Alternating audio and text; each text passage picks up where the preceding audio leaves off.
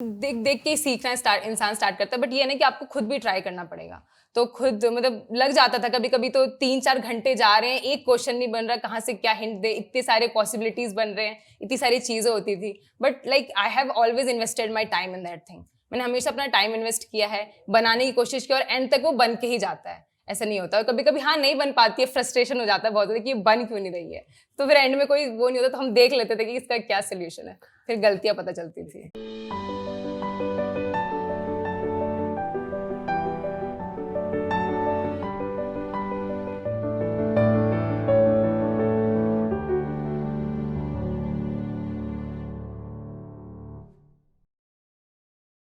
Hello everyone, welcome to Chamomile Tea with Toppers, an initiative by Unacademy. I am Kapil Katpal, your bank exam category teacher, and today I am here with Shahin, जिन्होंने अभी हाल ही में state bank of India PO का exam clear किया। आज उनसे जानेंगे उनकी journey, एक एक छोटे से छोटा पॉइंट जो आपकी जर्नी में भी बहुत हेल्प करेगा। आइए लेकर चलता हूं आपको उनके पास। Welcome Shaheen. Thank you sir. कैसे हैं आप? सर मैं ठीक हूँ। स्टेट बैंक ऑफ इंडिया एक बहुत ही बड़ा नाम है अपने आप में। Yes. और प्रोबेशनरी ऑफिसर आपने एग्ज़ाम क्लियर किया, बहुत ही एक टफेस्ट एग्ज़ाम माना जाता है बैंक एग्ज़ाम में। So how you are feeling right now? कैसी आपको फीलिंग आ रही है एसबीआई पीओ ज्वाइन करने के बाद? So it feels great to be a part of such a organization that is State Bank of India, and joining State Bank of India as a probationary officer is a respect in itself. So the way people see you, the respect that you have in society, means it's all amazing. So the feeling I have right now, it's out of the world. Okay, so जब आपका result आया था उस time क्या moment था? Family का reaction क्या था? कैसे लग रहा था? Sir, State Bank of India is famous for means announcing its result at night. So 11 बजे रिजल्ट आया था, almost around 11 बजे। तो मतलब like I was shivering while checking my roll number. तो सर वो बहुत सब मैंने फाइनली खुद चेक किया, 2-3 बार लोगों से चेक करवाया, तो वो मेरा रोल नंबर था। बाकी बहुत अच्छा लग रहा था, यकीन ही नहीं हो रहा था कि ऐसे कैसे हो गया। और फिर फैमिली मेम्बर्स भी बहुत खुश थे। पापा वाज लाइक मेरी बेटी ऑफिसर बन गई, लाइक तो यही बहुत अच्छी फीलिंग थी। ऑब्वियस है, बहुत एक अलग मोमेंट होता है वो, और वो एक लाइफ लॉन्ग मोमेंट रहता है, मेमोरेबल रहता है, पूरी जिंदगी हमें याद रहती है वो पल। राइट। सो आपने अपनी जर्नी कब स्टार्ट की थी? कौन से ईयर में प्रिपरेशन स्टार्ट की थी? जी क्या आपका बैकग्राउंड था? सर मैं बीएससी साइंस की स्टूडेंट रही हूँ। ओके। और मैंने अपनी ग्रेजुएशन मैंने मई 2019 में कंप्लीट की। तब से मैंने मतलब सुना था लोगों को like about government exams. So from this beginning I started about preparing for banking exams only. Means my focus was only banking examination. I never switched between anything like any other Okay. SSC or so I was focused for banking examination. मैंने अपनी मई 2019 में start की preparation. Starting में कुछ exams दिए। RRB PO मेरा पहला exam था जिसका मेरा प्री क्लियर नहीं हो पाया था, क्योंकि जो स्टार्ट था प्रिपरेशन का, it was I was just giving a shot की टू सी कि कैसे पेपर आते हैं। Then my second exam was IBPS PO।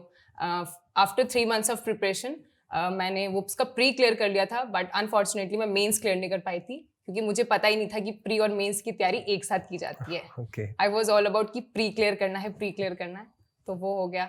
उसके बाद मेरा IBPS क्लर्क था, उसके लिए मैंने स्टार्टिंग से प्री एंड मेंस का लेकर चली मैं।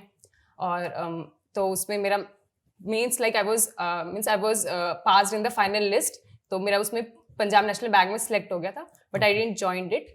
उसके बाद मेरा SBI उसके बाद मैंने RBI असिस्टेंट का एग्जाम दिया, उसमें मेरा प्री क्लियर हो गया। मेंस मतलब मैं फाइनल लिस्ट में नहीं आ पाया मेरा नाम। ओके। एंड उसके बाद फिर मैंने SBI क्लर्क दिया, उसमें SBI मींस मैंने SBI जूनियर एसोसिएट में सिलेक्टेड हूँ। मैंने उसमें कुछ दिन काम किया। Yes, then finally SBI PO। Okay. तो स्टेट बैंक ऑफ इंडिया आप ऑलरेडी क्लरिकल की पोस्ट पर आपने ज्वाइन किया था? जी sir, for 1 month I joined state bank of India as a clerical. Okay. तो ये आपने अपना बैकग्राउंड थोड़ा सा बताया। तो एक स्टार्टिंग फेज जब आता है, एक जो एक एग्ज़ाम जब हम सोचते हैं, तब आपको कहाँ से इंस्पिरेशन मिला था, कहाँ से सोचा आपने कि मुझे इसी लाइन में जाना है, क्योंकि आपकी एक डिफरेंट फील्ड थी। जी सर। नॉर्मली हम सोचते हैं बीएससी हम कुछ और सोचते हैं करते वक्त, और फिर फाइनली हम कहीं और स्विच किया, तो लगा नहीं मैं किस तरफ जा रही हूँ, कभी डिस्ट्रैक्शन या कभी कंफ्यूजन माइंड में। तो मतलब मेरा ऐसा था कि मेरे पापा आर्मी में हैं, तो मेरा हमेशा से उनको देख के ऐसा था कि मुझे आर्मी में as a commission officer join करना है।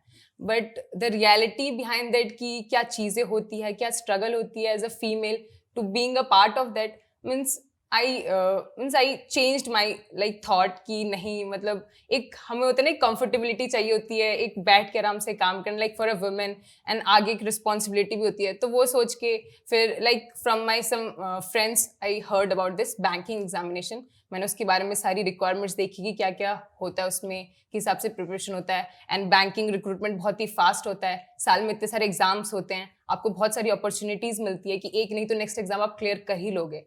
तो ये सारी चीजें देख के, उसके प्रॉफिट्स देख के, I choose to prepare for banking examination. So bank exam का एक बिल्कुल सेट पैटर्न आता है आपका, Yes, कि sir. ये प्री हुआ, मेंस हुआ, then the interview phase is there. Okay, so सबसे पहले मैं एक बहुत ही कॉमन एक डाउट पूछूंगा आपसे, जो कि एक कोई भी नया एस्पिरेंट होता है, वो जब स्टार्टिंग करता है अपने प्रिपरेशन की, तब ये सोचता है कि एक इंटरव्यू होता है तो मैं एग्जाम तो क्लियर कर लूंगा। कई बार बहुत ज़्यादा डर होता है लोगों के माइंड में। आई थिंक 70 to 80% ऐसे लोग होंगे जिनके माइंड में इंटरव्यू का बहुत ज़्यादा डर होता है। Yes, sir. और उस वजह से कई लोग ड्रॉप ही कर देते हैं, नहीं यार मेरा इंटरव्यू तो हो ही नहीं पाएगा, मैं बोल ही नहीं पाऊंगा, कम्युनिकेशन मेरी अच्छी नहीं है। तो सबसे पहले मैं इंटरव्यू के बारे में पूछता हूँ कि इंटरव्यू कैसा होता है, क्या होता है एक्चुअली, और थोड़ा सा अगर डर होना चाहिए, थोड़ा इंटरव्यू के बारे में बताओ, फिर हम एक प्री मेंस के ऊपर चलेंगे। Okay sir. तो जो मैंने SBI PO का इंटरव्यू दिया, वो मेरा पहला ही इंटरव्यू था। Okay and successfully I clear that with a very good marks. Okay हाँ, तो उसमें लाइक इंटरव्यूज लाइक कि आपको बेसिक जो चीज़ है, लाइक जो बैंकिंग अवेयरनेस होती है, आपके बैकग्राउंड की चीज़ होती है, वो आपको पता होना चाहिए। Like is the sole requirement of the interview, means interview. वो मतलब आपसे ये सारी चीज़ें पूछेंगे कि एटलीस्ट आपको आपके जगह के बारे में, ये जो बेसिक चीज़ें आपको पता होनी चाहिए। बाकी चीज़ रहती है आप उसको कैसे एक्सप्रेस करते हो, आप उसको कैसे बोलते हो, तो उसमें कॉन्फिडेंस वाली चीज़ आती है। अगर आप इंटरव्यू रूम के बाहर ही ये सोच के चलते हो कि मैं बोल नहीं पाऊंगा, मैं नर्वस होऊंगा, तो आधी चीज़ वहीं खत्म हो जाती है। लाइक आपने अंदर जाने से पहले ये डिसाइड कर लिया that you are not going to get through it, तो आप कैसे जाओगे फिर? Right. This is the thing. So मेरा ऐसा था कि हमेशा, मतलब कि मुझे डर तो था ही, but inside I was confident कि मैंने हमेशा से स्कूल में और बाकी स्टेज परफॉर्मेंसेस ये मैंने काफी दिए हैं। Okay, तो okay. बस मेरा ऐसा था ना कि, और मेरे पापा भी ऐसे रहे कि कहीं भी जाए तो बोलना शुरू हो जाओ आज कैसे, लाइक हाँ। तो ये सारी चीजें ना, ये सारी चीजें बहुत इफेक्ट करती हैं। और बाद में अगर कोई नर्वस भी है, अंदर जाके कोई बहुत मतलब ऑनेस्ट अपनी चीज को लेके और बहुत अच्छे से इंटरेक्ट कर पाता है, अच्छे से आंसर्स दे पाता है, तो वो भी इजीली गेट थ्रू हो जाता है। But the main thing is कि कॉन्फिडेंस बहुत होना चाहिए आप में। लाइक अगर आप कुछ चीज बोल रहे हो और मतलब means they have asked me one question कि आपको क्या लगता है आप मैनेज कर सकते हो? मुझे पता है कि मैं इस जो मेरी अभी है उसमें मैं नहीं मैनेज कर सकती हूँ, मतलब it will take time to learn things, but still I was very confident. हाँ, मेरे में मैनेजर स्किल्स है, मेरे में लीडरशिप स्किल्स है, तो they were happy with my confidence कि at least she has the confidence to manage the people. So confidence matters a lot. Confidence matters a lot, but मैं एक नॉर्मल से इंसान की बात करता हूँ, यार डम्बो होता है, मतलब अब डम्बो पर्सन कैसे कॉन्फिडेंस लाएगा? मतलब ये चीज़ समझ नहीं आती। अब जो भी ये देख रहा है इंटरव्यू, वो भी यही सोच रहा होगा मैं तो बिल्कुल डल हूँ, मैं तो स्कूल में, आपने अभी बात की कि मैं स्कूल में हमेशा बोल पड़ती थी, पापा भी कहते थे। अब वो सारे दुनिया तो नहीं होती ऐसी, तो उसके लिए कोई एडवाइस? तो सर, जो बच्चे बहुत ज़्यादा नर्वस होते हैं, like first thing which I can suggest, वो लोग अपने घर से ट्राई कर सकते हैं। Like they can start interacting with their parents, या फिर एक मॉक इंटरव्यू जैसा एक सराउंडिंग बना के अपने घर पे, बिकॉज एक इंसान अपने घर पे सबसे ज़्यादा कंफर्टेबल होता है। तो जैसा आपने पूछा कि डम स्टूडेंट क्या कर सकता है, तो वो इस चीज़ से स्टार्ट कर सकता है। Like it can be a starting phase. बाकी मिरर में जाके बोलना, like because the banking field requires interaction with customers. At the end of the day, eventually you have to manage things, you have to be the controller of that branch. तो बोलना बहुत ज़्यादा important है हमारे वाले field में। जो इंसान बोलता भी नहीं, उसे बोलना आना चाहिए। तो ये चीज़ इंटरव्यूअर बहुत देखता है कि लाइक आप इंटरेक्शन कैसा कर पाते हो। तो this is the thing. Okay, जैसा शाहीन ने आपको बताया, घबराने की ज़रूरत नहीं है। इन केस अगर आपको लग रहा है कि मैं इंटरव्यू राउंड नहीं क्लियर कर पाऊंगा और इस वजह से आप बैंक एग्जाम नहीं देना चाहते, तो ये बिल्कुल गलत बात है। जाइए, कॉन्फिडेंस रहिए और एक आपको घर से शुरुआत करनी पड़ेगी। इंटरेक्शन कीजिए, लोगों के साथ नहीं कीजिए बट घर वालों से कीजिए। वहां पर कोई और पर्सन नहीं बैठा जो इंटरव्यू ले रहा, हमारे ही पेरेंट्स के उम्र के लोग बैठे होते हैं, नॉर्मल पर्सन्स होते हैं, आई थिंक राइट, Yes, कैसे sir. ही हाँ. लोग होते हैं वहां पर, कोई नॉर्मल पर्सन्स हैं। एक हमें लगता है कि हाँ. वो बहुत सीनियर्स हैं, सीनियर्स नो डाउट सीनियर होते हैं, but you can do that, ठीक हाँ. है। तो इस वजह से मत घबराओ कि मैं इंटरव्यू नहीं कर पाऊंगा इसलिए मैं तैयारी नहीं करूंगा आज, right. Yes, sir. Like once you get comfortable in that surrounding, फिर चीजें अपने आप होती जाती है and eventually you clear that part too. Okay, interview में कितने मार्क्स आए थे आपके? So मेरे 42 आए थे out of 50. Okay, great. And they were very satisfied with me कि like means they were like good, like you can. And he also asked me कि आप खुद को किस पोस्ट पे देखना चाहेंगे? तो मैंने चेयरमैन बोला था। हाँ, तो like they were laughing like हाँ, yes you can. You means the age at which you have joined this organization, you can be anything. Means at the topmost level of that organization. Okay Shaheen, चलिए अब शुरुआत करते हैं आपकी journey, या फिर मैं एक स्टार्टिंग करता हूँ एक बिगिनर के लिए जी सर। जो एक आज बैंक एग्जाम देने जा रहा है, सोच रहा है, उसके लिए फर्स्ट जो स्टेप है क्या है? सर फर्स्ट चीज़ जो एक इंसान को पता होनी चाहिए वो है एक एग्ज़ाम की रिक्वायरमेंट्स क्या क्या है।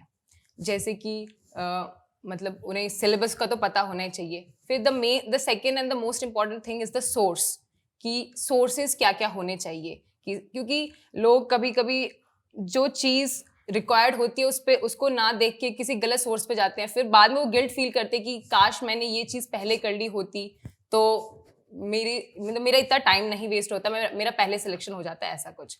तो लाइक बिगनर्स के लिए यही है कि पहले करेक्ट सोर्स होना चाहिए, फिर आप उस वे में उसी चीज को फॉलो करते रहिए, तो उस हिसाब से मतलब like the first step should be the best source. Best source की आपने बात की, करेक्ट सोर्स। जी सर। ये बहुत कंफ्यूजन रहता है। हाँ सर। करेक्ट सोर्स ढूंढे कहाँ से, कैसे मिलेगा? तो इधर उधर भटकते रहते हैं वो लोग, की सजेशन लेते रहते हैं, तो किसकी बात माने किसकी बात ना माने, एक क्वेश्चन आता है। हाँ, तो उस वक्त आपके माइंड में भी ये क्वेश्चन आया होगा, जी सर। कैसे हैंडल किया इस चीज को? सर मेरा भी ऐसे ही रहा कि 1-2 महीने मेरे पास मुझे नहीं पता था कि मैं कहाँ जा रही हूँ। Like I was wondering here and there, मुझे कुछ नहीं पता था सोर्स का। Then I got to know about this Unacademy platform. in the start means I started from the free materials which was available at there. Like I started with Ashish Arora sir, who is an Unacademy educator. मैंने उनकी free classes जो उनकी free classes हैं, free चीज़ है, उनसे start किया था थोड़े मैथ्स के कॉन्सेप्ट। फिर धीरे धीरे जब आप किसी टीचर को स्टार्ट करते हो जानना, फिर उनसे कनेक्टेड जो चीज़ें होती हैं ना वो पता चलना शुरू हो जाती है। फिर मुझे अंकुश लांबा सर के बारे में पता चला वही अनअकैडमी पे। हाँ, तो पहले मैंने यूट्यूब पे भी देखा उनकी वीडियोस, उनके फ्री मैंने फ्री से ही स्टार्ट किया था। I was not sure about कि if I am going to invest in that what return I will get. Means I have thought a lot about before investing in Unacademy. हाँ, तो पहले मैंने free source से start किया sir की, और पहले आपकी भी क्लासेस जैसे फ्री आती थी करंट अफेयर्स वाले, तो मुझे ऐसा लगा कि आई हिट द नेल, कि मुझे पहले से सही सोर्सेज मिल गए थे। Like Ashish Arora sir, Ankush Lamba sir, and English background से हूँ तो मुझे इंग्लिश की इतनी ज़्यादा कभी ज़रूरत नहीं पड़ी कि अलग से मतलब चीज़ें एफर्ट लगाने की। एंड करंट अफेयर्स भी लाइक आपका मैंने स्टार्ट किया था, तो यहाँ से मैंने अनअकैडमी के थ्रू स्टार्ट किया था अपनी प्रिपरेशन। तो लाइक पहले फ्री से स्टार्ट किया था, फिर बाद में जब मैंने देखा कि लाइक यस कि इन्वेस्टमेंट करके हर एक चीज़ एक जगह मिल जाना वो बहुत ही टाइम सेविंग होगा, तो फिर मैंने अनअकैडमी का प्लस सब्सक्रिप्शन लिया था। सो आपने जो फ्री सोर्सेज की बात की, जी सर। बहुत जगह आपने ढूंढा होगा फ्री सोर्सेज को, बहुत जगह सर्च किया होगा। एक बिगनर जो होता है उसके माइंड में यही चलता रहता है कि फ्री सोर्स भी मैं ढूंढूं तो कैसे ढूंढूं, या फिर बहुत ही इम्पेशेंटली उसको ढूंढता है। बहुत ही इम्पेशेंट हो जाता है कि यार मुझे नहीं मिल रहा, या फिर इधर उधर भटक रहा है।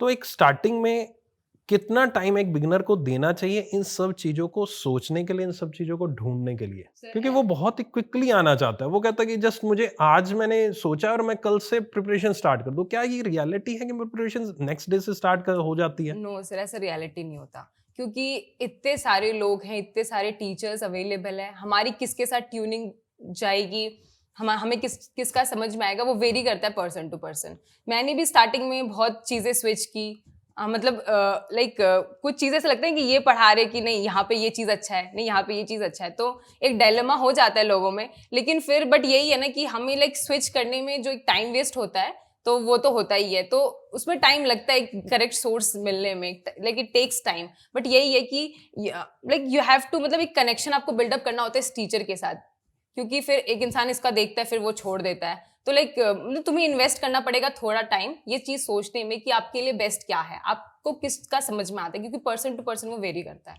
तो मुझे जिन टीचर्स का समझ में आया मैंने उनसे स्टार्ट किया ये चीजें।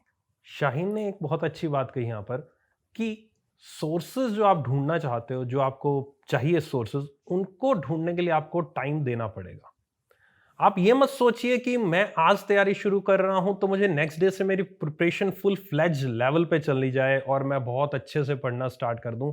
Invest your time in that, take your time, because अगर आप वो 15-20 दिन, महीना अच्छे से सभी टीचर्स को देखते हो, जिनके साथ आपकी ट्यूनिंग बैठती है, उनसे समझते हो, तो डेफिनेटली वो आपके लिए लॉन्ग टर्म में बहुत बेनिफिशियल है।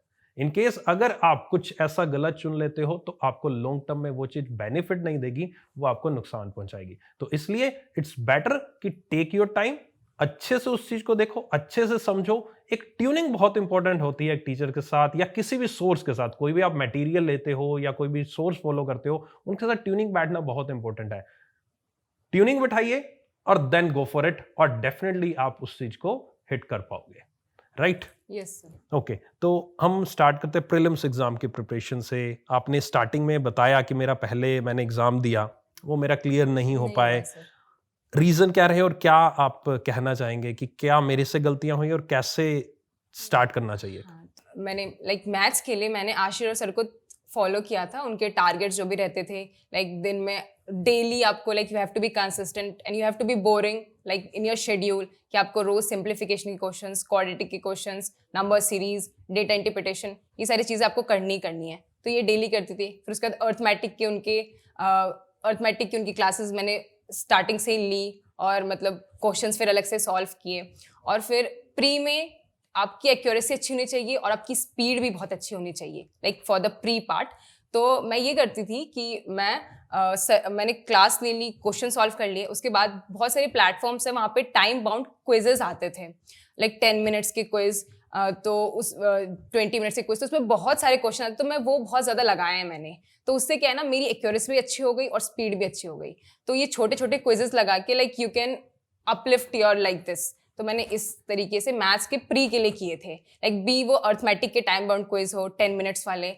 बहुत सारे प्लेटफॉर्म्स है, like an numbers of platforms are there, क्योंकि आपको 35 क्वेश्चन करने होते हैं 20 मिनट्स में, तो आपको सोचना भी पड़ेगा कि, और अर्थमेटिक क्वेश्चन में थोड़ा टाइम लगता है, तो इस चीज के लिए मैंने उस चीज को फॉलो किया था, लाइक टाइम बाउंड क्विज। आपने बताया क्वेश्चंस किए मैंने, तो एक दिन में आप कितने, आपने बोला सिंप्लीफिकेशन, क्वाड्रेटिक, तो एक नॉर्मल एवरेज स्टूडेंट के लिए स्टार्टिंग में कितने क्वेश्चन से स्टार्ट करना चाहिए, कहाँ तक जाना चाहिए? सर लाइक एक नॉर्मल स्टूडेंट के लिए अगर उसको लगता है ना कि ये चीज़ बहुत ज़्यादा है, तो आप कम से ही स्टार्ट करो। लाइक एक दिन में पहले 10 बना के देखो, क्योंकि स्टार्टिंग में आपकी स्पीड इतनी नहीं रहेगी। आपने बेसिक कॉन्सेप्ट सीख लिया, आपने बेसिक जो होती है कि इसको ऐसे करेंगे तो जल्दी होगा, आपने कुछ चीज़ें सीख ली, फ्रैक्शन सीख ली, परसेंटेज सीख ली। तो स्टार्टिंग में like you start with 10 questions, आप देखो कि आपको किस हिसाब से कितना टाइम लग रहा है। फिर धीरे धीरे आप अपने नंबर ऑफ क्वेश्चंस को बढ़ाना शुरू करो, क्योंकि आपकी स्पीड उस हिसाब से ज़्यादा हो जाएगी, आप फेमिलियर हो जाओगे कॉन्सेप्ट से। तो मैं यही सजेस्ट करना चाहूँगी कि स्टार्टिंग में आप टेक इट विथ 10, देन उसको आप धीरे धीरे करके एक दिन में 50, फिर एक दिन में 100 लेके जाना, देन वो अच्छा होता है। सो यहाँ पर बहुत सारे स्टूडेंट्स पैनिक हो जाते हैं जब एक ग्रुप स्टडी करते हैं या क्लास में देखते हैं, एक दूसरे से बात करते हैं, तो कोई कहता है कि मैंने आज 50 क्वेश्चन किए, कोई भी सब्जेक्ट मैं ले रहा हूँ, जी सर। और कोई स्टूडेंट्स कहते हैं मैंने 10 किए, तो वो घबरा जाता है क्योंकि वो स्टार्टिंग फेज में होता है, वो ऑलरेडी एडवांस फेज में जा चुका होता है, तो उस टाइम उनको लगता है कि मुझे भी करने चाहिए। तो ऐसी सिचुएशन आपके साथ भी आई होगी? हाँ, तो ऐसा ही होता था, लाइक मैं बहुत ज़्यादा एक्टिव नहीं रहती थी, मतलब लाइक इन द जो चैट्स होती थी कि मैंने ऐसा किया, लाइक मेरा बस यही था कि मुझे लाइमलाइट में तभी आना है जब मेरा सिलेक्शन हो, लाइक फ्रॉम हमेशा से मुझे ऐसा ही रहा है। तो लगता था, बट इट्स दैट ना कि like we can't compare our first chapter with others 20 chapter, right. This is the thing. Right. तो ये हमारी थिंकिंग होती है कि हमें नहीं करना, हमें हाँ बहुत ज़्यादा डिमोरलाइज फील होता है इंसान को कि वो इतना ज़्यादा कर रहा है, वो इतना कम मतलब हम कम कर रहे हैं, वो ज़्यादा कर रहे हैं, बट इवेंचुअली हम उनके साथ आ जाते हैं जब हम उतना टाइम इन्वेस्ट करते हैं। Bank exam require investment, your hard work, your consistency. तो जब आप ये चीज़ें देते हो तो उसका जो रिजल्ट है वो आपको मिलता ही है। सो एक चीज़ और आपने कही थी स्टार्टिंग में कि मैंने स्टार्टिंग में प्री एग्ज़ाम के फोकस किया, मेरे मेंस नहीं निकले थे। जी सर। तो वो तब क्या गलती कर रहे थे आप जी सर। उस टाइम पे कि प्री ही निकला था, मेंस नहीं निकला था? सर जो मेरा पहला प्री निकला था वो IBPS PO का था, और वो बहुत ही एक ऐसा होता है ना, प्रोबेशनरी ऑफिसर का प्री क्लियर हो गया, तो बस अब आई वाज नॉट एक्सपेक्टिंग कि मेरा क्लियर होगा, क्योंकि मेरा वाला शिफ्ट थोड़ा वैसा आ गया था और क्वेश्चंस भी ज़्यादा अटेम्प्टेड नहीं थे, बट फॉर्चुनेटली मेरा प्री क्लियर हो गया। तो तब यही हम लोग सोचते हैं कि हम प्री का बस प्रिपेयर करें, प्री की प्रिपेयर करें, और तब मैंने मेंस का कोई प्रिपरेशन ही नहीं किया था, ना ही मैंने GA अप टू डेट रखी थी अपनी। और GA इज अ थिंग जो आपको फर्स्ट डेट से स्टार्ट करनी होती है। ये चीज़ बहुत बाद में जाके समझ में आई मुझे, क्योंकि जब मेंस क्लियर नहीं हुआ, जब पता चला मेंस के कोई क्वेश्चन ही नहीं आते, ऐसे क्वेश्चन ही पहली बार देख रहे हैं जो पहले से किए नहीं, सिर्फ प्री में लगे रहे थे। तो जो तैयारी होती है वो तीनों चीज़ की एक साथ ही करनी चाहिए। तो वो गलती मैंने की थी कि मैंने सिर्फ प्री पे फोकस किया था स्टार्टिंग में, ना मेंस की कोई क्वेश्चन, ना मेंस का आज तक कोई मॉक लगाना, ऐसी ना GA अप टू डेट रखना, ऐसी जाके टेस्ट देने चली गई थी। तो this was the mistake. So mains की तरफ चलते हैं। मेंस क्वांट का किस तरह से मैनेज करते थे आप प्री के साथ? Yes sir. तो मैंने एक चीज़ डिसाइड कर ली थी कि चाहे कुछ भी हो जाए, ये जो सिंप्लीफिकेशन, क्वाड्रेटिक और कुछ मिसलिनियस जो टॉपिक्स हैं अर्थमेटिक के, ये क्वेश्चंस तो करने ही करने हैं। तो फिर जब मेरा प्री क्लियर होने लगे तो मैंने प्री को मॉक की तरफ शिफ्ट किया कि लाइक मैं अपनी प्री की प्रिपरेशन मॉक के थ्रू क्या करूँ, क्योंकि मैंने अपनी इनफ प्रैक्टिस कर ली थी और इनफ मैंने क्लासेस ले चुकी थी। तो लाइक दोबारा क्लासेस लेना, दोबारा से वो चीज़ लेना मुझे सही नहीं लगा। तो मैंने क्या किया, यस कि कुछ नए अपडेटेड क्वेश्चंस आते थे तो मैं उनकी PDF ज़रूर डाउनलोड करके उनके क्वेश्चन सॉल्व कर लिया करती थी। बट जब मेरे प्री क्लियर होना शुरू हुए तो मैं एक दिन में 2 से 3 मॉक्स देना शुरू कर देती थी प्री के, लाइक प्री के प्रिपरेशन के लिए। और मेंस के लिए मेरा यही रहता था कि मेंस के ज़्यादा बेस्ट सोर्स आपके मॉक्स ही हैं। तो मॉक, बहुत ज़्यादा मॉक्स देना, और फिर भले ही हम एक टीचर को फॉलो करते हो but questions n number of available है। वेदर वो हमारे कोई भी एजुकेटर हो, आशीष अरोड़ा सर हो या अंकुश लांबा सर हो, वो मैथ्स भी पढ़ाते थे, रीजनिंग भी पढ़ाते थे, तो मैं उनकी क्या करती थी, PDF डाउनलोड कर लेती थी और क्वेश्चंस बहुत सारे मैंने बहुत ज़्यादा मॉक्स दिए हैं मेंस के लिए। वेदर इट्स स्टडी नीति मॉक हो या फिर हमारे ऑलिव बोर्ड प्रैक्टिस मॉक, मैंने सभी चीज़ को मैंने सारे मॉक्स ले रखे थे, तो मैं सबके क्वेश्चन सॉल्व करती थी। हाँ, तो और बाकी जितने भी एजुकेटर्स हैं, भले आप क्लासेस ना लो बट उनके क्वेश्चंस बहुत अच्छे रहते थे, तो मैं PDF डाउनलोड करके उनके क्वेश्चन सॉल्व करती थी। जो मेरे से हुए वो मैंने किए, और जो पोर्शन मुझे समझ नहीं आते थे तो मैं उनकी उस लेक्चर का पार्ट देख लेती थी। तो ऐसा था मेरा। चलिए, अब हमने क्वांट की बात की, मॉक के ऊपर मैं दोबारा से आऊँगा आपसे, जी सर। बहुत अच्छे से डिस्कस करेंगे कि कितने मॉक दिए, क्या दिए। अभी हम सब्जेक्ट वाइज रीजनिंग पे चलते हैं। जी सर। रीजनिंग का एक बहुत ही इंपॉर्टेंट पार्ट होता है, दैट इज द पजल। एक पजल को बहुत ही ज्यादा एक हवा माना जाता है। एक सिंपल भाषा में कहूँ कि डर है, बहुत भय है, अरे ये क्या आ गया, एकदम से कई लोग पजल देखकर डर जाते हैं। Yes, sir. ये कैसे होगा मेरे से, ये तो पता नहीं क्या बना दिया। तो फर्स्ट टाइम जब कोई पजल देखी थी तो यही माइंड में आएगा आपके भी? हाँ सर। लगा नहीं था कि यार ये चीज तो कर ही नहीं पाऊंगी? हाँ सर, ऐसे ही लगता है जब कोई चीज़ नहीं आती ना, लगता है ये क्या है, कैसे करेंगे। बट जब किसी इंसान का वो देखते हैं ना कि अप्रोच क्या होता है, क्योंकि educators are the only thing, like हमें पता है कि हमें नहीं आता लेकिन हम सीखते उन्हीं से ही हैं। कि तो मैंने जो भी हमारे अंकुश सर थे उनका मैंने अप्रोच देखा कि वो कैसे स्टार्ट करते थे। मैंने उनके फ्री लेक्चर्स भी बहुत सारे, मतलब जो भी उनके स्टार्टिंग के थे फ्री लेक्चर्स मैंने सारे लिए थे।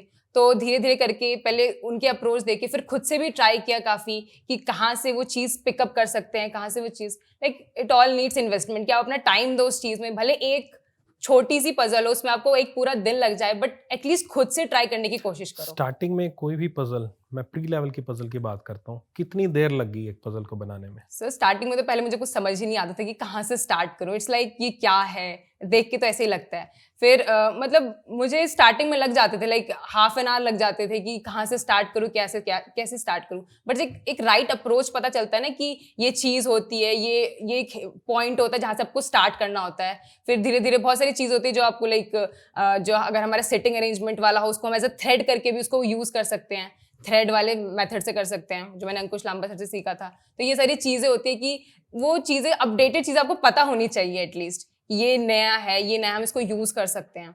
तो स्टार्टिंग में टाइम लगता है और फिर आप वही मॉक्स दो उसके थ्रू, बट भागो मत। भले क्वेश्चन का लेंथ आपको लंबा लगेगा, बट जब आप उसको स्टार्ट करोगे बनाना, देन इट बिकम्स इजी। एक और पॉइंट, बहुत ही कॉमन क्वेश्चन होता है स्टूडेंट्स का, क्या हम अकेले मिसक्लीनियस क्वेश्चन करके हम रीजनिंग में अच्छे मार्क्स ला सकते हैं? पजल्स मुझे नहीं आ रही, समझ में नहीं आ रही, एक बहुत ही एवरेज स्टूडेंट है, नहीं आती यार, जितना मर्जी कर लो, कई बार दिमाग में नहीं घुस रही चीज, हाँ जहां सर। मर्जी एजुकेटर को आप फॉलो कर लो, नहीं वो समझ पा रहा, कनेक्ट नहीं कर पा रहा। क्या ये सच्चाई है कि मैं अकेला मिसक्लीनियस क्वेश्चन करके मैं फाइनल सिलेक्शन ले सकता हूँ? सर ऐसा है कि लाइक अब मिसलिनियस में भी बहुत सारी चीजें होनी चाहिए। अगर आप पजल का पार्ट छोड़ो, पजल इज लाइक जिनके लिए पजल इजी है, लाइक वो 1 से 2 मिनट में 5 मार्क्स गेन कर सकते हैं। तो अगर आप ये सोच रहे हो कि आपको पजल छोड़ना है, तो like you have to be very strong in miscellaneous part, क्योंकि उसमें भी बहुत सारी चीजें होती हैं। लाइक कभी कभी स्ट्राइक नहीं करता है कि कैसे कोडिंग डिकोडिंग क्वेश्चंस कभी कभी स्ट्राइक नहीं करते हैं। तो वही है ना कि अगर आप एक चीज छोड़ो तो आपको दूसरी चीज में बहुत स्ट्रांग होना पड़ेगा, ताकि आप उस टाइम फ्रेम में उतने क्वेश्चंस कर पाओ। बाकी लाइक पजल लाइक इट्स, ये आपको आना ही चाहिए। लाइक सीखना पड़ेगा। लाइक अभी नहीं तो मेंस में तो आपको काम आएगा ही। क्या पता कभी 2 मार्क्स के कोई ऐसे क्वेश्चंस आ गए जो आपको इजीली आप उसके मार्क्स गेन कर सकते हो पजल के थ्रू। तो वो आपको वो कर, मतलब कि सीखना हर चीज चाहिए। भले आप अप्लाई जो भी करो एग्जाम में, but you should have the knowledge of that thing. एक दिन में कितनी प्री की मैक्सिमम पजल आप सॉल्व कर लेते थे जब आप एक प्रिपरेशन के अच्छे लेवल तक पहुंच गए थे? सर तो मैंने जैसे बताया कि मैं मॉक्स पे बहुत ज्यादा डिपेंड करती हूँ, तो मैंने एक दिन में 5 से 6 मॉक्स भी दिए हुए हैं प्री के। ओके। हाँ, तो आपने लाइक उसमें जितनी हाँ, पजल्स आ जितने जाते पजल्स आ गए, सब लाइक कर लेते? मुझे ऐसा लगता था ना कि पीडीएफ देख के और क्वेश्चन सॉल्व करने में ना, लाइक मुझे ऐसा लगता था कि हम बहुत टाइम वो कर रहे हैं, कि नहीं बन रहा तो बैठ रहे हैं, मतलब ऐसा लगता था मुझे। तो मैं ये कोशिश करती थी ना कि अब ऐसा नहीं कि क्वेश्चंस अवेलेबल नहीं है, क्वेश्चंस बहुत सारी जगह अवेलेबल है, और टाइम बाउंड क्विजेस को से मैंने बहुत हेल्प लिया है। मतलब जैसे कि टाइम जा रहा है, फिर उसमें जो एक प्रेशर बनता है, फिर उसमें जो आप क्वेश्चन सॉल्व करते हो, अपना दिमाग लगाते हो, वो चीज़ें मेरे को बहुत ज़्यादा हेल्प किया है। तो वैसे उसके थ्रू मैंने बहुत सारे क्वेश्चन सॉल्व किए हैं। सो मेंस लेवल के पजल्स का डर कैसा रहता था कि यार ये तो मेंस लेवल बिल्कुल ब्लैंक हो जाता होगा दिमाग स्टार्टिंग हाँ में? सर, क्योंकि उसकी लेंथ ही ऐसे अनसीन पैसेज टाइप रहती है। हाँ। तो मैंने मतलब स्टार्ट किया ऐसी क्लासेस लेना, मेंस की भी मैंने क्लासेस ली, अंकुश सर की क्लासेस ली काफ़ी, कि उन कैसे अप्रोच कर रहे हैं, कैसे चीज़ें स्टार्ट कर रहे हैं। तो देख देख के ही सीखना इंसान स्टार्ट करता है, बट ये है ना कि आपको खुद भी ट्राई करना पड़ेगा। तो खुद मतलब लग जाता था कभी कभी, तो 3-4 घंटे जा रहे हैं, एक क्वेश्चन नहीं बन रहा, कहाँ से क्या हिंट दे, इतने सारे पॉसिबिलिटीज बन रहे हैं, इतनी सारी चीज़ें होती थी। But like I have always invested my time in that thing. मैंने हमेशा अपना टाइम इन्वेस्ट किया है, बनाने की कोशिश की, और एंड तक वो बन के ही जाता है। ऐसा नहीं होता, और कभी कभी हाँ नहीं बन पाती है, फ्रस्ट्रेशन हो जाता है बहुत ज़्यादा कि ये बन क्यों नहीं रही है। तो फिर एंड में कोई वो नहीं होता, तो हम देख लेते थे कि इसका क्या सोल्यूशन है, फिर गलतियां पता चलती थी। एक आपने अभी पॉसिबिलिटीज की बात की, हाँ सर। एक कॉमन सा दिमाग में आया क्वेश्चन आता है कि पॉसिबिलिटीज, जब हम कोई भी क्वेश्चन करते हैं पजल का, जी सर। कभी आपके साथ ऐसा हुआ है कि पहली चीज में ही आपने पिक कर ली हो पजल, या हमेशा आपको टाइम लगता था? आपकी थिंकिंग में क्या होता है, मतलब आपके साथ कैसा होता था? तो सर ऐसा होता था कि कभी कभी ऐसा होता था कि मैं एक बार में पिक कर लेती थी, क्योंकि क्वेश्चंस बहुत ज्यादा फेमिलियर हो जाते थे, कि यहाँ से स्टार्ट कर, जैसे बॉक्स वाले पजल, लाइक मुझे ऐसा लगता था कि मेरी स्ट्रांग थी, कि मैं उसे बहुत जल्दी कर लेती थी। तो मतलब डिपेंड करता है क्वेश्चन टू क्वेश्चन। कभी कभी क्या लक चल जाता है, तो एक बार में उस क्वेश्चन का वो हो जाता है। तो वो कभी कभी कुछ क्वेश्चन जो हमें दिखता है वो होता नहीं, वो बहुत ट्रिकी होता है। तो वो डिपेंड करता है क्वेश्चन टू क्वेश्चन, जितना अपनी प्रैक्टिस की हो उसी हिसाब से आपकी स्पीड हो जाती है फिर पजल्स में। आपने अभी बात की किस्मत अच्छी हो, क्या ये वाकई में काम करते, एग्जाम में भी काम किया आपके साथ कि क्वेश्चन सामने पजल आ गई और और एक मतलब पहली हाँ, बार में हो गया हाँ काम? सर ऐसा हुआ है मेरे साथ, पहली बार में बन गया ऐसा। और कभी कभी तो ऐसा होता है कि लाइंस हम कुछ गलत पढ़ लेते हैं, और फिर वो भी होता है ना कि आपका जो कंसंट्रेशन होता है ऊपर नीचे पढ़ लिया, उसमें लिखा है कि the person sitting right behind of this, ऐसे इट्स नॉट लिखा होता है, नॉट वर्ड आता है, उस नॉट को नॉट ना पढ़ के हम उसे एक पॉजिटिव सेंटेंस ले लेते हैं, उस चीज़ की वजह से हमारे टाइम भी चला जाता है। तो वही कि इस चीज़ को बहुत ध्यान से पढ़ना। और वही है कि हाँ हुआ है ऐसा मेरे साथ कि वैसे बहुत बारी, मतलब मेरे मार्क्स अच्छे आए हैं हमेशा से प्री में, लाइक 30 अबव ही रहे हैं, 34 33 ऐसे रहे हैं। तो इट मीन्स कि मेरा एक बार में ही वो चीज़ बन गई है, तभी इतने मार्क्स तक पॉसिबल हो पाया वो। एक चीज थी कि एग्जाम में आपने पढ़ा, मान लीजिए कोई क्वेश्चन पढ़ा आपने Yes, एग्जाम में, sir. पजल की मैं स्पेसिफिक बात कर रहा हूँ, हाँ। यहाँ पर पढ़ा और आपने गलत पढ़ लिया उस चीज हाँ को, सर। और उसी वक्त एक फ्रस्ट्रेशन लेवल एक्सट्रीम पे पहुंच जाता है। जी सर। अरे ये क्या हो गया, मैं मेंस की बात कर रहा हूँ, प्री में तो अच्छा। आपने कहा कि मेरा हो गया, हाँ हाँ। मेंस की बात कर रहा हूँ जहां पर हमें चूज एंड गो करना होता हाँ है सर, है ना, चुनना होता है हाँ सर। तो ऐसा कोई एग्जाम में हुआ जहां एकदम से frustration level on the top था, यार मेरे से गलती क्या हो गई, और उस वजह से फिर आगे बिगड़ गया? हाँ सर, ऐसा होता है। लाइक आपको ना बहुत ज़्यादा वाइजली चूज़ करने पड़ते हैं questions as far as mains exam is concerned, क्योंकि मेंस एग्जाम में क्वेश्चंस बहुत बड़े बड़े होते हैं। एक क्वेश्चन में टाइम इन्वेस्ट करना मतलब ये समझ लो आपका 1-2 घंटा तो ऐसे गया, और उतने टाइम मिलता भी नहीं है हमको टेस्ट में। लाइक हार्डली 60 मिनट्स मिलते हैं। तो वैसे ही है कि क्वेश्चंस बहुत वाइजली चूज़ करो।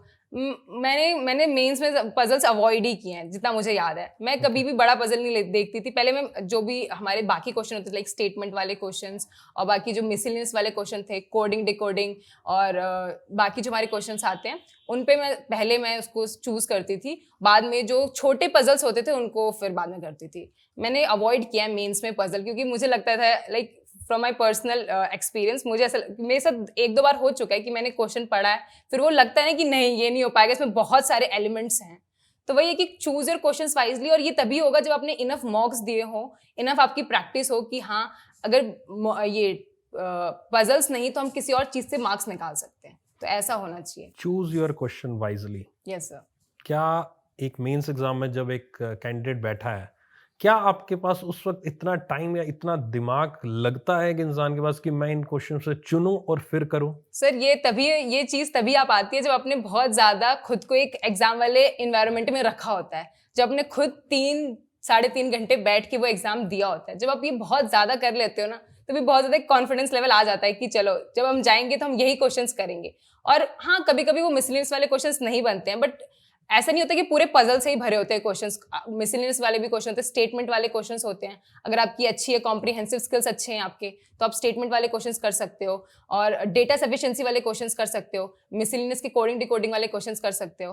हाँ, और बाकी जिसका पजल पार्ट स्ट्रांग है, उसको लगता है कि वो बड़े पजल्स बहुत ईजिली क्रैक कर सकता है, तो वो एक चीज वो ऑप्ट कर सकता है उस चीज को। आपकी बातों से मुझे ये लग रहा है कि आप जब एग्जाम मेंस में बैठते थे तो आप पहले पूरा का पूरा क्वेश्चन पेपर देखते थे, हर एक क्वेश्चन को देखते थे आप? सर मैं एक ओवरव्यू लेती थी हर एक मैं। क्वेश्चन हाँ, पे जाके? पहले मैं 1 से लेके 45 सारे क्वेश्चंस देखती थी। ओके। फिर मैं जो भी मेरे मिसलेनियस, मैंने पजल्स मैं लास्ट में ही देखती थी। Right. मिसलेनियस चीज जो मिसलेनियस पोर्शन होता था उसको मैं मार्क कर लेती थी, फिर मैं उसी से स्टार्ट करती थी। Okay. हाँ, तो first go through the question, क्योंकि क्या पता कोई इजी क्वेश्चन हो, कोई छोटी पजल हो जो आप बना सकते हो, कोई मिसलेनियस क्वेश्चन आपसे नहीं बन रहे हो, तो puzzle will be more beneficial, more marks gaining. तो मैं एक बार गो थ्रू करती थी 1 से लेके 45 सारे क्वेश्चंस रीजनिंग के, उसके बाद स्टार्ट करती थी अप्रोच करना। नेक्स्ट सब्जेक्ट पे हम चलते हैं, जनरल अवेयरनेस। जी जनरल अवेयरनेस कब से स्टार्ट किया, क्या गलतियां हुई स्टार्टिंग में, और फिर कैसे अप्रोच किया? Sir you will not believe कि मैं पहले जनरल अवेयरनेस के नोट्स बनाती थी, और ये मुझे खुद हंसी आती है इस बात पे कि पहले मैं मुझे 2-3 सोर्स ऐसे मिल गए थे। मतलब मुझे लगता था कि मुझे कोई पहले तो कुछ पता ही नहीं था कि कहाँ से क्या करना होता है, किस लेवल का जीए आता है, करंट अफेयर्स आता है, बैंकिंग अवेयरनेस के बारे में कोई नॉलेज नहीं थी। पहले मैं लिखती थी, फिर ऐसा लगता था कि कितना लिखना पड़ता है, क्या चीज़ें हैं। और IBPS PO मेंस के लिए तो मुझे बहुत बाद में मतलब आपका पता चला कि आप करंट अफेयर्स पढ़ाते हो। तो उसके बाद जब मेरा IBPS क्लर्क के लिए मैंने पूरी तरीके से आप पे डिपेंडेंट थी, तो पहले आप पहले फ्री क्लासेस लेते थे, फिर बाद में अपने वो यूट्यूब पे अनअकैडमी पे क्लासेस ली। तो मैंने वही डेली अपना शेड्यूल बना लिया एक, कि डेली क्लासेस लेनी है, डेली रिवाइज करना है, डेली नेक्स्ट दिन क्विज होगा उसको अटेम्प्ट करना है। तो ये मेरा ये एंड तक, मेरे इंटरव्यू से पहले तक का मेरा ये पूरा शेड्यूल रहता था कि लाइक आपको फॉलो करना है आपके मतलब वही like it's all about consistency. और ये होता है कि current affairs, whether is current affairs, तो आपको ये करना है कि आपको एक ही सोर्स पे डिपेंड रहना होता है। हम लोग इस चीज़ में फंस जाते हैं कि हम सोर्स से स्विच करने लगते हैं। एक इंसान का पढ़ते हैं, फिर वो कुछ अलग तरीके से पढ़ा रहा होता है। एक इंसान का कोई भी सोर्स हो, like B with him till the end of the times, कि अब एटलीस्ट उसको एंड तक फॉलो करो। तो मुझे आपका पता चला था, और ट्यूनिंग भी अच्छी थी, और आपका जो पढ़ाने का तरीका, आपके जो क्लासेस लेने का तरीका, एक कॉम्पिटिटर वाली फीलिंग आती थी क्लास में कि सर क्विज लेते हैं।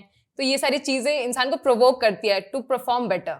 तो सर मैंने आपको ही फॉलो किया था एंड तक जीए के लिए। सो आपने जब मुझे फॉलो किया या किसी टीचर से स्विच किया, या किसी भी टीचर को एक इंसान फॉलो करता है, आपने एक बात की कि उसको रिलीजियसली फॉलो करो। यहाँ पर एक क्वेश्चन आता है माइंड में कि क्या मुझे फॉलो करें या किसी को भी फॉलो करें। यहाँ किसी हम स्पेसिफिक टीचर की बात नहीं करेंगे। क्या एक कंटेंट सफिशिएंट होता है किस टीचर का? एक कहा कि आपने एक ही सोर्स फॉलो किया, क्या पॉइंट ऑफ व्यू है आपका? कोई एक स्टूडेंट मुझे नहीं फॉलो कर रहा, फॉर एग्जांपल आपने मुझे किया, बहुत बढ़िया बात, मुझे नहीं फॉलो कर रहा, या किसी और टीचर को कर रहा है, किसी और टीचर को नहीं कर रहा, किसी और को कर रहा है, क्या एक उसको कितना कॉन्फिडेंट आता है कि उस टीचर को मैं लास्ट तक फॉलो करूं? नहीं तो बीच बीच में स्विच करने की आदत होती है काफी लोगों को। सर देखिए, अब like the pattern we see in today's exam, हम ये देखते हैं कि कुछ भी अभी वो नहीं रहा है, किसी को कुछ नहीं पता कि क्या इंसान क्या क्या पूछा जा सकता है एग्जाम में।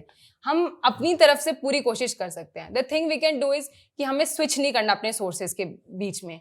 हमने एक इंसान का पढ़ा, हमें चलो स्टार्टिंग में गिव योर टाइम, थोड़ा सा देखो कि कहाँ पे आपको क्या बेस्ट मिल सकता है, क्योंकि एक टीचर से ज्यादा एक स्टूडेंट बता सकता है कि वो टीचर कैसा है। तो हाँ, तो आप उस टीचर्स के फॉलोअर्स जो बच्चे हैं जो उनके बारे में बताते हैं, उनसे जाके आप पूछो कि कैसा पढ़ाते हैं, आपका कैसा रिव्यू, उनके रिव्यूज पूछो। तो मुझे ये लगता है कि किसी भी चीज के बारे में वो बच्चा ज्यादा अच्छे से बता सकता है जो उनसे पढ़ता है और जो उनके चेंजेस आए उनके मार्क्स में। तो ये चीज तो थोड़ा सा टाइम आपको देना पड़ेगा, और स्विच करना बार बार ये मतलब ये टाइम वेस्ट करना अपना। मैक्सिमम कितने मंथ्स की करंट अफेयर्स आपने पढ़ी थी? सर लाइक मैं मैक्सिमम लाइक सर 6 मंथ्स तो लाइक इट्स कंपलसरी, और वही 6 कभी अभी जैसे कोरोना वगैरह का टाइम था तो उसमें जनवरी फरवरी के भी क्वेश्चंस पूछे थे, तो ये बहुत ही अनसर्टेन चीज़ हैं, ये किसी को भी नहीं पता था, तो इसलिए क्या पता पहले के क्वेश्चंस बने हो, तो जनवरी फरवरी के कुछ क्वेश्चंस आ गए थे। बाकी मैक्स टू मैक्स 4 मंथ्स के बहुत ही जो फ्रेश 4 मंथ्स होते हैं उसके क्वेश्चन ज़्यादातर होते हैं। हाँ, बाकी कुछ एक्सेप्शनल क्वेश्चंस होते हैं जो जिसका किसी को भी आइडिया नहीं होता है। तो like 6 months is enough, 6 months की करंट अफेयर्स इनफ होती है। और वैसे क्या होता है ना कि जब हम प्रिपरेशन कर रहे होते हैं, जैसे कि मैंने 19 से स्टार्ट किया था मई में, तो मैंने आपकी स्टार्ट की थी अक्टूबर नवंबर में। तो अगर देखा जाए तो मैं तो 1 साल से ही पूरा पढ़ रही, तो कुछ चीजें जब हम बहुत अच्छे से पढ़ते तो मुझे जनवरी के भी कुछ क्वेश्चन स्ट्राइक थे, तो मैंने वो कर पाई। तो ऐसा नहीं होता कि हम एकदम 6 मंथ के लास्ट के पढ़ रहे, तो जो हम प्रिपरेशन कर रहे तो हमको उतना पूरा वो फर्स्ट डे से ही चीजें स्टार्ट हो जाती है दिमाग में रहना, तो वो सबकॉन्शियस माइंड में रहते हैं, तो वो चीजें हम कर पाते हैं। तो like max 6 months is enough for banking exam. Pattern क्या होना चाहिए जनरल अवेयरनेस को करने का? तरीका क्या होना चाहिए कि इन केस आप डेली कर रहे हैं, फिर उसके बाद कैसे कैसे रहे ताकि दिमाग में कोई चीजें फिट हो जाए? बहुत स्टूडेंट्स भूल जाते हैं। क्या आपके साथ भी हो जाता था करंट अफेयर्स एक दिन की अगले दिन भूल गए या 2 दिन बाद भूल गए? होता था ऐसा? हाँ सर, ये it's obvious, like it's human nature, चीजें भूलना तो वो जाहिर सी बात है। बाकी वही है कि हम उस चीज को अपनी मेमोरी को शार्प भी कर सकते हैं जब वो चीजें हमारे आंखों के सामने बार बार आए। तो लाइक द ओनली की टू लाइक एस करना जनरल अवेयरनेस में और करंट अफेयर्स, तो वही है कि आपको बहुत बार रिवीजन, मल्टीपल रिवीजन बहुत ज़रूरी था। तो मेरा कुछ ऐसा शेड्यूल रहता था कि सुबह आपकी क्लास ले ली, फिर उसके बाद लास्ट प्रीवियस डे का रिवाइज कर लिया, सुबह क्लास ले ली, देन प्रीवियस डे का रिवाइज कर लिया, फिर आप जो क्विज वाला एक पोर्शन रखते थे जो बहुत ही बेनिफिशियल लगा मुझे, वो मैंने एंड टाइम तक उसको लिया। फिर उसके बाद like it should be like आप एक संडे अपना टाइम दो, लाइक उसमें आप कोई सब्जेक्ट मत, भले ही मत पढ़ो, like you should give your Sunday for like जो आपने एक पूरे हफ्ते में जो करंट अफेयर्स पढ़ी है उसको आप संडे को एक बार रिवाइज कर लो। ऐसा मेरा था। लाइक फिर एक ये कर लो और एक लास्ट वीक की जो गई ना उसको एक रिवाइज कर लो। तो ऐसे करके हमारा पुराना भी होता जाता है और नए वाले भी होते जाते हैं। तो मेरा ऐसा रहता था शेड्यूल। और एग्जाम से पहले आपको याद होगा कितनी बार आपने करंट अफेयर्स कर ली होगी जब एग्जाम था उस दिन से पहले? मान लीजिए एसबीआई पीओ का पहले आपने एसबीआई क्लर्क मेंस भी क्लियर किया, ठीक है, एसबीआई क्लर्क में आप ज्वाइन किया, एसबीआई पीओ भी आपने क्लियर किया, तो दोनों में मुझे बताओ एसबीआई जेए के टाइम, जूनियर एसोसिएट के टाइम और एसबीआई पीओ के टाइम कितना कितना पोर्शन कितने दिन में किया था? सर एसबीआई जेओ तो बहुत ही शॉर्ट नोटिस में आया था, लाइक बस 10 दिन बाकी थे हमारे एग्जाम्स को और एकदम से उसका आया था कि आपका एग्जाम होने वाला है, क्योंकि कोरोना की वजह से बहुत डिले हो गया था एग्जाम। तो like I have just 10 days और मुझे ऐसे पागलपन सा था कि मुझे एक दिन में 1 महीने का तो कंप्लीट करना ही करना है चाहे कैसे भी करके। तो मेरी एक ये भी आदत है कि मैं बोल बोल के पढ़ती हूँ और मुझे बहुत ज़्यादा वो, क्योंकि मुझे बोल बोल के चीज़ें ज़्यादा रिटेन रहती है, सबका अपना अलग होता है, तो मुझे बोल बोल के चीज़ें। तो लाइक मैंने ऐसा था कि मेरा 10 दिन था और एक दिन में मैंने 1 महीने का हो तो नहीं पाता, लेकिन मतलब एंड टू एंड हो जाता था। लाइक ऐसे था एक दिन में मैंने, और क्योंकि ये तभी पॉसिबल हुआ क्योंकि मैंने पुरानी बहुत बार रिवीजन कर चुकी थी। जब चीज़ें बहुत पुरानी हो जाती है ना तो उसको टाइम बहुत कम लगता है उसको एक बार देखने में। तो ऐसा था। फिर स्टार्टिंग में थोड़ा टाइम लगता है, फिर बाद में आप क्या सिर्फ की चीज़ देखते हो कि ये है ये है ये है। तो वही है कि मैं एक दिन में तो एक महीने का करके गई थी और फाइनली फिर वो सिलेक्शन हो गया था, लाइक उसके रिजल्ट्स दिखे थे।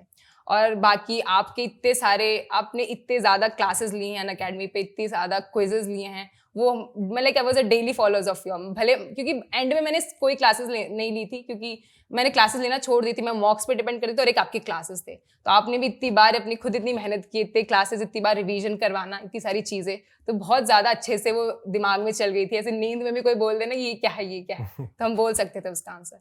सर लाइक बहुत ज्यादा डिवोट किया है इस चीज में, तभी जाके लाइक इस अभी इस स्टेज पे हैं। तो वही कि अच्छे से लाइक आपकी क्लासेस बहुत ज़्यादा इनफ थी, और एंड मोमेंट पे मल्टीपल रिवीजन्स हर महीने के दोबारा फिर हाँ आप लाइक आपकी स्टडी नीति के जो अलग से जनरल अवेयरनेस के वो आते थे, मॉक्स आते थे, वो भी मैंने परचेस किया था। तो एक आपकी क्लासेस ले ली, फिर वहाँ से क्वेश्चंस लगा लिए, तो एक बहुत ही कॉन्फिडेंस लेवल बहुत ज़्यादा था कि चलो अच्छा हो रहा है, तो इस ऐसे किया था मैंने। बैंकिंग अवेयरनेस का कितना इम्पोर्टेंस आपको लगा अपनी प्रिपरेशन में? क्या नॉर्मल एक कैंडिडेट है बैंकिंग अवेयरनेस को इतनी ज़्यादा तवज्जो नहीं देता? कई बार क्या होता है बैंकिंग अवेयरनेस का सिलेबस बहुत वाइड है, क्वेश्चंस आ भी सकते हैं, नहीं भी आ सकते। आपका क्या पॉइंट ऑफ व्यू है? सर जो मैं पहले मेंस दे के आई थी IBPS क्लर्क मेंस में, लाइक ऑनेस्टली स्पीकिंग मैंने बैंकिंग अवेयरनेस नहीं पढ़ा था, क्योंकि मेरे पास मुझे ऐसा लग रहा था कि टाइम ही नहीं है, करंट अफेयर्स ही पूरा नहीं हो पा रहा, बैंकिंग अवेयरनेस क्या करूँ, कुछ समझ नहीं आ रहा था। बट मैंने देखे थे मेरे उसमें बैंकिंग अवेयरनेस के क्वेश्चन थे, उसमें पूछा था कि सिबिल स्कोर कितने डिजिट का होता है, and it was a very easy question जो मुझसे नहीं हुआ। तो मुझे रिग्रेट फील हुआ कि काश मैं वो क्वेश्चन पढ़ ली तो 1 मार्क्स एक्स्ट्रा आ सकते थे। तो लाइक इट ऑल डिपेंड्स, क्योंकि हमें नहीं पता, बहुत अनसर्टेनिटी है कितने क्वेश्चंस बैंकिंग अवेयरनेस के बन सकते हैं। बट इट्स दैट कि अगर आप बैंकिंग अवेयरनेस पढ़ते हो तो एक अलग कॉन्फिडेंस आता है। भले आप एडिटोरियल्स पढ़ रहे हो, इकोनॉमिक टाइम्स पढ़ रहे हो, कुछ बैंकिंग से रिलेटेड वो न्यूज़ेस आती है, तो उसमें बहुत सारे टर्म्स होते हैं जो लाइक हमें बाउंस जाता है, हमें कुछ समझ नहीं आता। अगर बैंकिंग अवेयरनेस की क्लास लगी, कॉन्फिडेंस बिल्डअप होता है, एडिटोरियल में बहुत ज़्यादा वो हेल्पफुल होता है, और फिर बाद में जनरल अवेयरनेस में तो आपको यूज़ होता ही है। और बैंकिंग अवेयरनेस पढ़ के ना आप बाद में आगे भी आपको बहुत आपकी प्रैक्टिकल, जब आप बैंक में जाओगे उसमें भी बहुत यूज आता है कि चलो एटलीस्ट हमें ये चीजें तो पता है कि नेफ्ट का मिनिमम और मैक्सिमम अमाउंट कितना होता है, और ट्रेनिंग में भी हमें बहुत सारी ये चीजें हमें बताई जाती है, तो वो चीजें हमें पहले से पता होती है। तो like it plays a very big role. और बाकी टेस्ट में क्वेश्चंस वेरी कर सकते हैं, एक भी पूछ सकता है, 2 भी, 10 भी क्वेश्चन। तो पर्सनली स्पीकिंग आपको बैंकिंग अवेयरनेस पता होना चाहिए, और इंटरव्यू में भी काम आता है। नेक्स्ट एक बहुत इम्पोर्टेंट सब्जेक्ट, या फिर कहूँगा कि एक बहुत ही डरावना सब्जेक्ट, खासकर हिंदी मीडियम स्टूडेंट्स के लिए, the English. Yes sir. Okay, एक इंग्लिश मीडियम स्टूडेंट के लिए बहुत इजी होता है इंग्लिश, हिंदी मीडियम स्टूडेंट के लिए उतना इजी नहीं होता। और ये बहुत बार मुझे सुनने को मिलता है, स्टूडेंट से फीडबैक मिलता है कि यार इंग्लिश मीडियम वाले स्टूडेंट्स SBI में सेलेक्ट हो जाते हैं, हम नहीं, हम पीछे रह जाते हैं। तो एक मिथ है, रियलिटी है, क्या है? सर ये है ना कि अगर कोई, हाँ थोड़ा स्ट्रगल तो है हिंदी मीडियम वाले स्टूडेंट्स के लिए, क्योंकि अगर आप जीरो से स्टार्ट कर रहे हो तो आपको बहुत ज़्यादा इन्वेस्ट करना पड़ेगा, क्योंकि हमारे बैंकिंग में जो चीज़ें होती है बहुत ज़्यादा ग्रामेटिकल नहीं आती, बहुत ज़्यादा अंडरस्टैंडिंग बेस्ड पे आते हैं क्वेश्चंस जो होते हैं। तो मैं कह सकती हूँ कि हाँ हिंदी मीडियम वाले स्टूडेंट के लिए थोड़ा सा उनको मेहनत तो करनी पड़ेगी उस चीज़ को पेश करने के लिए। तो आई वॉज लाइक, और क्योंकि डिस्क्रिप्टिव पोर्शन भी होता है तो वो चीज़ के लिए भी, तो अगर वो लोग सोच रहे कि बैंकिंग एग्जाम्स क्लियर करना है तो इंग्लिश इज मस्ट, इंग्लिश तो आनी चाहिए, एटलीस्ट बेसिक चीज़ तो आनी चाहिए। और बाकी आपको ऑल सारी आपकी मेहनत है, क्योंकि आपको मेहनत करना ही पड़ेगा, कि आपने कभी स्टार्ट ही नहीं किया, लाइक यू हैव, अगर आप स्क्रैच से स्टार्ट कर रहे हो तो इन्वेस्ट तो करना ही पड़ेगा। मेरी ग्रामर इतनी स्ट्रांग नहीं है, मेरी कभी ग्रामर स्ट्रांग नहीं रही है, और मेरे मार्क्स भी मॉक्स में तो इंग्लिश में कट ही जाते हैं, मार्क्स ऐसे कटते ही रहते हैं।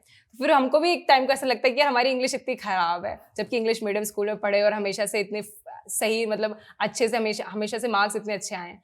तो ऐसा कुछ नहीं है, इंग्लिश में मार्क्स सबके ही करते हैं, चाहे वो कोई भी हो। मतलब English is a very vast subject, जो क्या पता है कि इंग्लिश का जो खुद भी टीचर होगा ना, वो भी किसी एक पॉइंट पे आगे थोड़ा सा तो वो अनसर्टेन हो जाएगा कि इस चीज का क्या हो सकता है। Okay. हाँ तो लाइक इतना, मतलब अगर आप सोच रहे हो कि बैंक एग्जाम क्लियर करना है, दैट टू SBI PO, उसमें डिस्क्रिप्टिव भी रहती है और आप कुछ भी लिख के नहीं आ सकते हो, लाइक थोड़ा तो आपको आइडिया होना चाहिए उस चीज का। तो वही है, like you have to invest, scratch से स्टार्ट करो, चीजें सीखो, प्रैक्टिस करो, सेंटेंसेस बनाओ, स्टार्ट विथ शॉर्ट नॉवेल्स, धीरे धीरे स्टार्ट करोगे, खुद से इंटरेक्ट करना स्टार्ट करो। तो वही सारी छोटी मोटी चीजें हैं जो शायद हमें मेहनत नहीं करनी पड़ी, बट एक हिंदी मीडियम स्टूडेंट को मेहनत करनी पड़ेगी इन चीजों के लिए। सो जैसे शाहीन ने बताया आपको कि जिसकी इंग्लिश बहुत कमजोर है या फिर वो हिंदी मीडियम से है, बिल्कुल स्क्रैच से स्टार्ट कीजिए।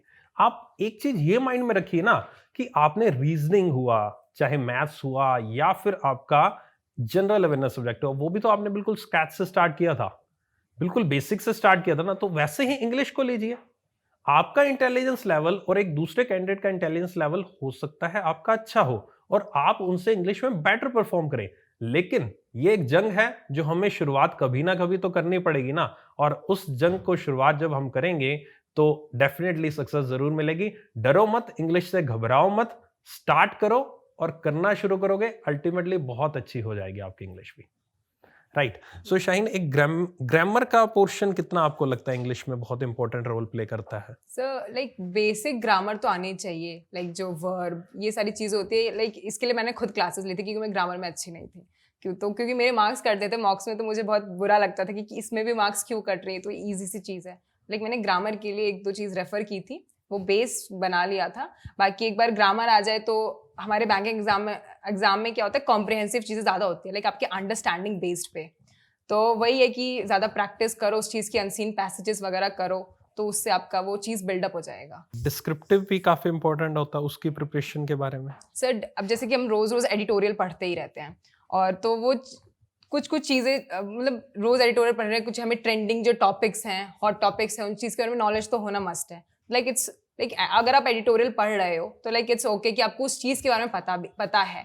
तो वही है कि अगर और थोड़ा आपको लाइक थोड़ा ऐसे वगैरह की मतलब प्रैक्टिस तो करनी पड़ेगी। अगर आप बिल्कुल भी यूज टू नहीं हो इंग्लिश लिखने के लिए, तो वो चीज़ें फ्रेमिंग, क्योंकि ग्रामर के मार्क्स कटते हैं उसमें डिस्क्रिप्टिव में, और पंक्चुएशन मार्क्स, और आपके जो और भी छोटी मोटी स्पेलिंग मिस्टेक्स, तो ये सारी चीज़ें अगर आप अवॉइड करोगे लाइक डिस्क्रिप्टिव में आपके अच्छे खासे मार्क्स आ सकते हैं। एक स्कोरिंग जो आपका जो मिनिमम एटलीस्ट स्कोर चाहिए, एटलीस्ट उतना उतना ला सकते हो। थोड़ा सा उस टॉपिक के बारे में आपको नॉलेज हो, ताकि उस टाइम, क्योंकि उस टाइम ऐसा रहता है ना कि सोचने का भी टाइम नहीं मिलता, लेकिन just 25 minutes and you have to type.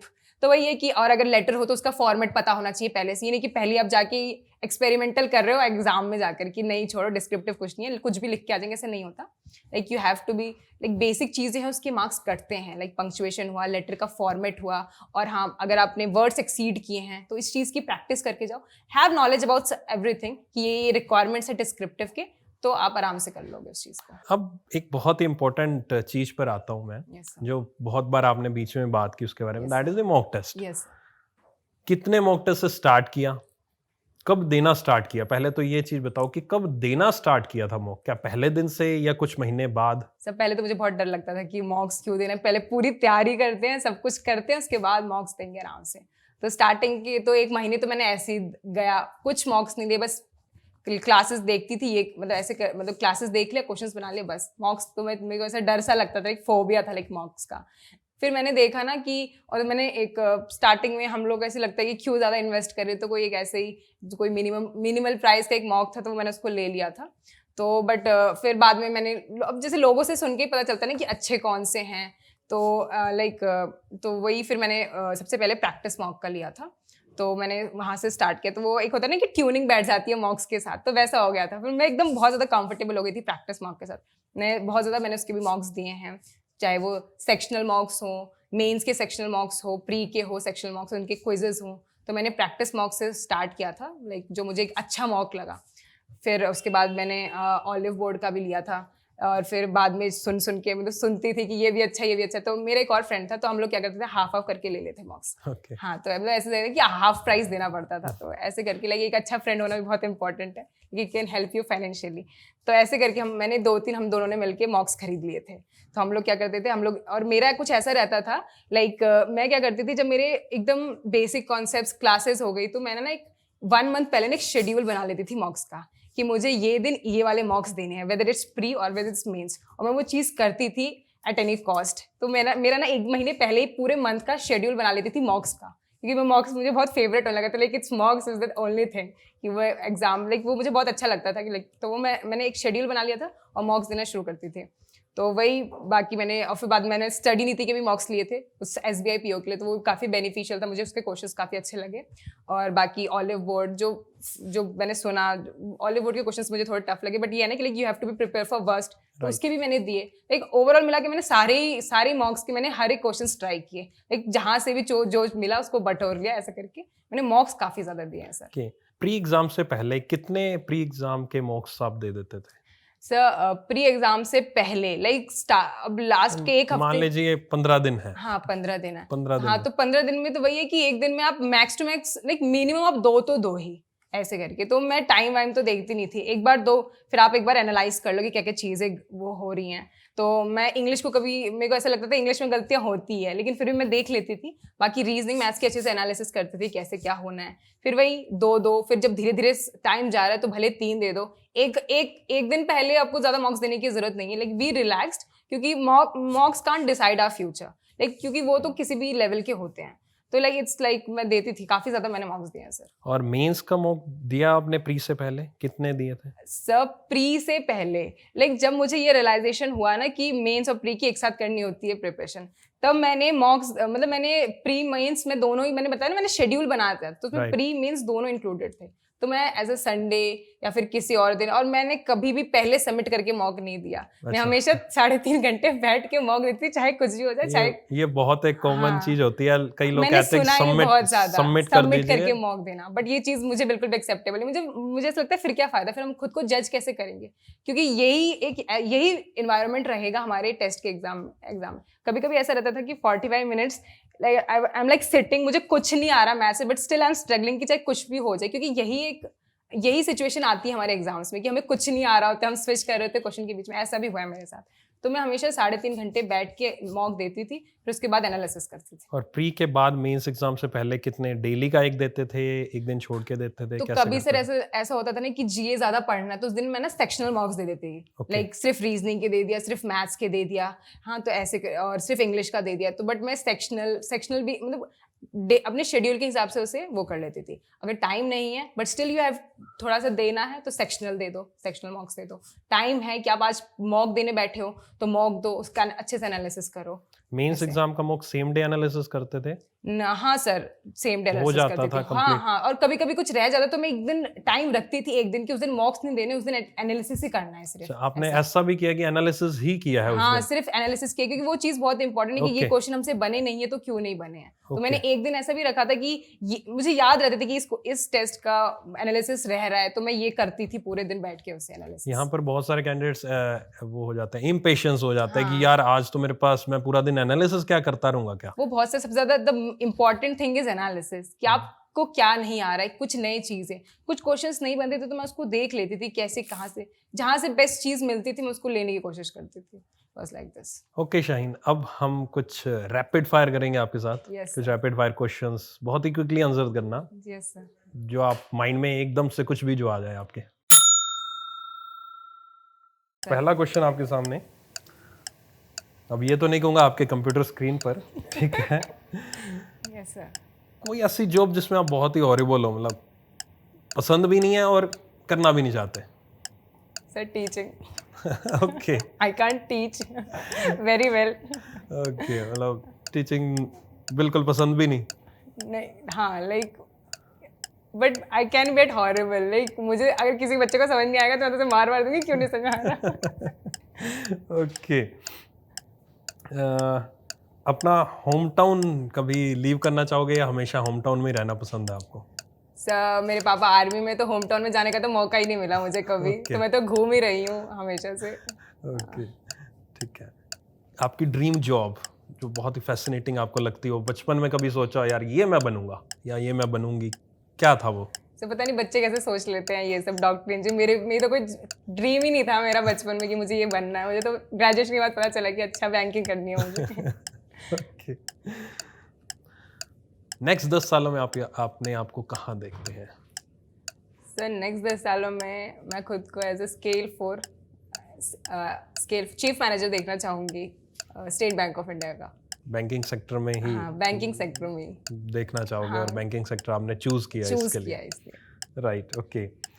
सो कोई ऐसी मूवी जो आपको लगता है कि बाकी सारी दुनिया ने देखी और मैंने नहीं देखी? कभी ऐसा होता होगा आपके दोस्तों में, अरे तूने नहीं देखी ये मूवी, ऐसा कैसे हो सकता है? तो कुछ ऐसा हुआ था या ऐसा कुछ होता है आपके साथ? सर मिर्जापुर 2 नहीं देखी मैंने, और कोटा फैक्ट्री भी नहीं देखी है। जबकि मैं कोटा में ही रह रही थी। सब बहुत सुनने में आ रहा कि मैंने वो देखा नहीं वो चीज़। ये थोड़ा सा अजीब लगा, कोटा में रह के कोटा फैक्ट्री नहीं देखी। मैंने नहीं देखी सर। इट्स रियली गुड, मतलब बहुत शानदार है। और एक नेक्स्ट सीरीज भी आई है अभी, वो भी जरूर देखना। एक आएगी, एक आपकी आई है एस्पिरेंट्स करके, बहुत ही फैसिनेटिंग है। कभी ज़रूर देखना। तो काफ़ी मज़ा आया आपको और मुझे भी ये राउंड रैपिड फायर sir. बहुत अच्छे आपने जवाब दिए। सो शाहीन, कोई ऐसा पर्सन जिसको आप टैग करना चाहो और हमारे इस प्लेटफॉर्म पे CTwT पे वो अपना एक्सपीरियंस शेयर करना चाहे? हाँ सर, हर नेम इज़ निशा, वो मेरी रूममेट है अभी, and she has also joined SBI PO with me, so I would like to tag her. So Nisha, हमारी टीम आपको बहुत ही जल्द कांटेक्ट करेगी और आप अपनी प्रिपरेशन जर्नी को उम्मीद करता हूँ कि हमारे साथ ज़रूर शेयर करेंगे इस प्लेटफॉर्म पे। सो शाहीन, आपका एक्सपीरियंस कैसा रहा आज हमारे साथ इस प्लेटफॉर्म पे जुड़ के? I had a good time sharing my journey with you and with everyone. I never got this opportunity to share my things with everyone. So thanks to you for listening me so peacefully and hosting this. And thanks to the Unacademy team for arranging all this.